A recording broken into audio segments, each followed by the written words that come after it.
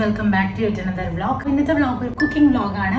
എൻ്റെ cousin brother നാട്ടിൽ നിന്ന് വരുന്നുണ്ട്. സോ അതുകൊണ്ട് ഞാൻ വീട്ടിൽ സ്പെഷ്യൽ ആയിട്ട് കുക്ക് ചെയ്യാമെന്ന് വിചാരിച്ചിട്ടാണ്. അപ്പോൾ ഇന്ന് ഞാൻ പ്രിപ്പയർ ആക്കാൻ പോകുന്നത് ഇറ്റ്സ് എ ഫിഷ് ബിരിയാണി. ഇതുവരെ ട്രൈ ചെയ്തിട്ടില്ലാത്തൊരു ഡിഷാണ് fish biryani. But chicken biryani, beef biryani അതൊക്കെ ഉണ്ടാക്കി നോക്കിയിട്ടുണ്ട്. ബട്ട് ഫിഷ് ബിരിയാണി ഇതുവരെ ട്രൈ ആക്കിയിട്ടില്ല. സോ എന്തായാലും ഒന്ന് ട്രൈ ചെയ്ത് നോക്കാമെന്ന് വിചാരിച്ചു. അപ്പം ഞാൻ കുറച്ച് നേരത്തെ എഴുന്നേറ്റ് ഹാളിൽ എഴുന്നേൽക്കുന്നതിന് മുമ്പ് തന്നെ എല്ലാ കട്ടിങ്ങും അത്യാവശ്യം ലൈക്ക് റൈസൊക്കെ ഒന്ന് ഫ്രൈ ചെയ്ത് വെച്ചിട്ടുണ്ട്. അപ്പോൾ ഇനി എനിക്ക് വേറെ പ്രത്യേകിച്ച് പണികളൊന്നുമില്ല, ജസ്റ്റ് ഒന്ന് കുക്കിംഗ് സ്റ്റാർട്ട് ആക്കാൻ വേണ്ടി മാത്രമേ ഉള്ളൂ. So let start. അപ്പോൾ ഞാൻ ഓൾറെഡി എല്ലാം കട്ട് ചെയ്ത് വെച്ചിട്ടുള്ളത് കൊണ്ട് തന്നെ എനിക്ക് ഭയങ്കര എളുപ്പമായിരുന്നു. കാരണം ഞാൻ രാവിലെ നേരത്തെ എഴുന്നേറ്റ് എല്ലാ കട്ടിങ്ങും എല്ലാ ഇൻഗ്രീഡിയൻസും ഞാൻ സെപ്പറേറ്റ് ആക്കി മാറ്റി വെച്ചിട്ടുണ്ടായിരുന്നു. സോ എനിക്ക് കുക്ക് ചെയ്യാനായിരുന്നു നല്ല ഫ്രഷ് ആയിട്ട് എനിക്ക് കുക്ക് ചെയ്യാൻ ഭയങ്കര ഇഷ്ടമാണ്. അപ്പോൾ അതുകൊണ്ടാണ് ഞാൻ നേരത്തെ കൂട്ടി ഇതൊക്കെ ചെയ്ത് വെക്കുന്നത്. ആൻഡ് ഇന്നത്തെ വ്ളോഗ് എന്തായി തീരുമെന്നൊന്നും എനിക്കറിയില്ല. കാരണം ഞാൻ ഫസ്റ്റ് ടൈമാണ് ഇങ്ങനെ ഒരു വ്ളോഗ്, ലൈക്ക് ഒരു കുക്കിംഗ് മാത്രമായിട്ടൊരു വ്ളോഗ്. നിങ്ങൾക്ക് നിങ്ങളുടെ സജഷൻസൊക്കെ നിങ്ങൾ കമൻറ്റ് ബോക്സിൽ പറയാം.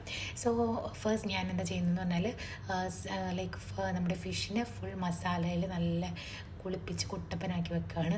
ആൻഡ് അതൊരു 10 to 15 minutes ഒക്കെ വെയിറ്റ് ചെയ്ത് വെച്ചാലാണ് കുറച്ചും കൂടെ ബെറ്റർ. അപ്പോൾ ഞാൻ ആ ടൈമിൽ എന്താണെന്ന് പറഞ്ഞാൽ ഫ്രിഡ്ജിലേക്ക് വയ്ക്കില്ല. കാരണം നമ്മൾ പെട്ടെന്ന് തന്നെ എടുക്കല്ലേ മസാല. ഫ്രിഡ്ജിലേക്ക് വെച്ച് കഴിഞ്ഞാൽ ലൈക്ക് വാട്ടറൊക്കെ പുറത്തേക്ക് വരും. സോ അതുകൊണ്ട് തന്നെ ഞാൻ പുറത്ത് തന്നെ ഒരു 15 minutes വച്ചിട്ട് ഫസ്റ്റ് നമ്മൾ ഫിഷ് ഒന്ന് കുക്ക് ചെയ്തെടുക്കുകയാണ്.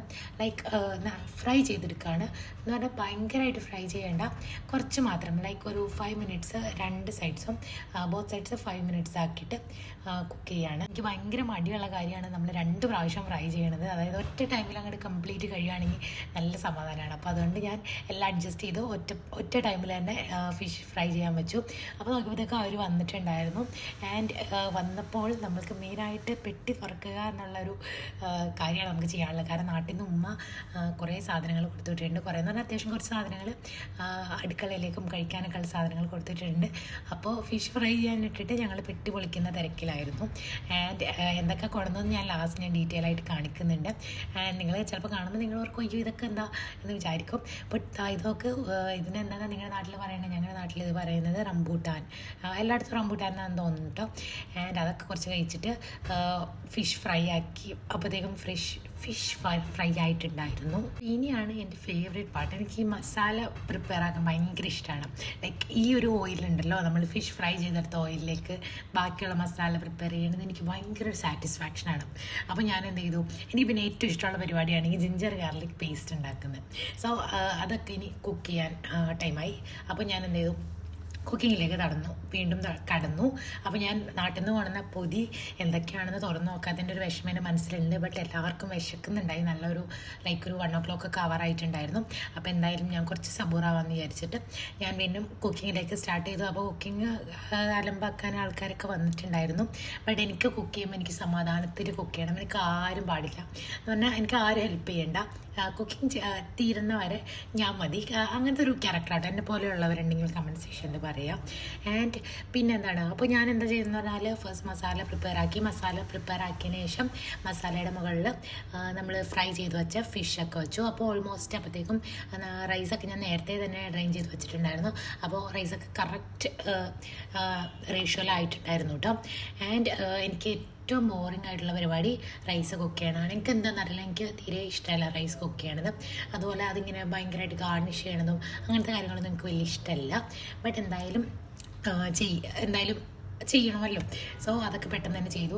ബില്ല് വന്ന് കുറച്ച് പാത്രങ്ങളൊക്കെ കഴുകി ഹെൽപ്പ് ചെയ്തു. കാരണം എനിക്ക് എല്ലാം കൂടെ ആയപ്പോഴത്തേക്കും നല്ല ടയർഡായിട്ടുണ്ടായിരുന്നു. കാരണം അറിയാലോ, കിച്ചണിൽ നിൽക്കുമ്പോൾ ഭയങ്കര ചൂടാണ്. കിച്ചണിൽ അവിടെ ഹാളിൽ AC വെച്ചിട്ടില്ല.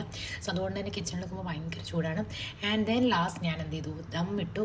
It's my favourite part. Biryani cook ചെയ്യുന്നതിൽ ഏറ്റവും ഇഷ്ടമുള്ള പാർട്ടാണ്.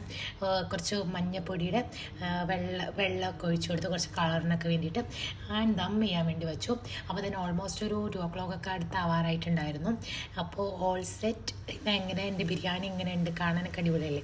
ആൻഡ് ദെൻ നേരെ പോയി ദമ്മിട്ട് വെച്ചിട്ട് കൊണ്ടുവന്ന സാധനങ്ങളൊക്കെ നോക്കി. ഇത് നാരങ്ങ പിഴിയുന്ന സാധനമാണ്. ഇതെന്നെ എല്ലാവരും നാട്ടിൽ നിന്ന് കളിയാക്കിയതാണ്, എന്തിനാണ് ഇതെന്ന്.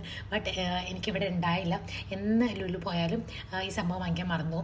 അപ്പോൾ ഞാൻ എന്തായാലും ഉമ്മച്ചി എടുത്തു പറഞ്ഞു, ഉമ്മച്ചി വീട്ടിലുള്ളത് കൊടുത്തു വിടണമെന്ന് പറഞ്ഞാലും ഉമ്മച്ചി കൊടുത്തു വിട്ടാണ്.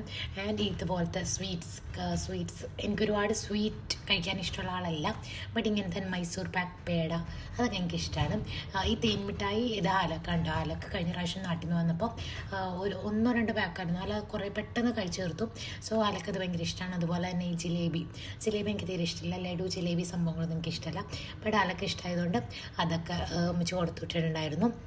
ദെൻ ഇംലിൻ്റെ ചോക്ലേറ്റ്, ഇംലിൻ്റെ മിഠായി ഭയങ്കര ഇഷ്ടമാണ്. നമുക്ക് പുളിമിഠായി ചുമ്മാ വെറുതെ ഇരിക്കുമ്പോൾ ബോറടിച്ചിരിക്കുമ്പോൾ കഴിക്കാൻ വേണ്ടിയിട്ട് ഇംലി മിഠായി. പിന്നെ അതുപോലെ തന്നെ കുറേ സാധനങ്ങൾ കൊടുത്തുവിട്ടു. പപ്പടം കൊടുത്തുവിട്ടു, ഏത്തക്കായ, ദെൻ അച്ചാർ കൊടുത്തുവിട്ടു, നാടൻ നാരങ്ങ അച്ചാർ, നാടൻ മാങ്ങച്ചാർക്ക് കൊടുത്തുവിട്ടിട്ടുണ്ടായി. എന്താണ് നമ്മളുടെ ബിരിയാണി റെഡി ആയിട്ടുണ്ടായിരുന്നു. സോ ഞാൻ ഫുഡ് ഇത്ര നേരം എടുത്തുണ്ടാക്കിയോണ്ട് എനിക്ക് വിശക്കുന്നുണ്ടായിരുന്നില്ല. കാരണം എനിക്ക് കണ്ട് മടുക്കും. അപ്പോൾ അതുകൊണ്ട് ഞാൻ പിന്നീടാണ് കഴിക്കുന്നുള്ളൂ. സോ അവർക്ക് ഫുഡൊക്കെ സെർവ് ചെയ്തു. അപ്പോൾ അത്യാവശ്യം നല്ല ബിരിയാണി ആയിരുന്നു എന്ന് എല്ലാവരും പറഞ്ഞു കേട്ടോ.